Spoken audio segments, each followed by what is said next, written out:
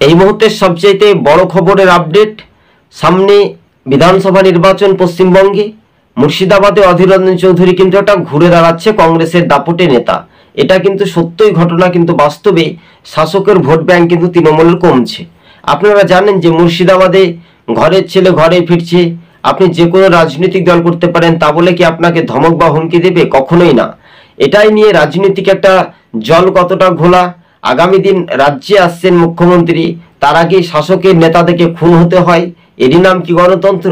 আর এই নিয়ে অধীর চৌধুরী বলেছেন, কংগ্রেসের দাপটে প্রাক্তন সাংসদ, এই নিয়ে প্রতিবেদনগুলো খুবই একেবারে একেবারে বলাই যেতে পারে। এবং রাজনৈতিক যে সমীক্ষাতে উঠে আসে, অধীর চৌধুরীর হাত ধরেই বহু ভোটার কংগ্রেসে ফিরে আসতে পারে বলে এমনটাই সম্ভাব্যত সূত্র মারফত খবর।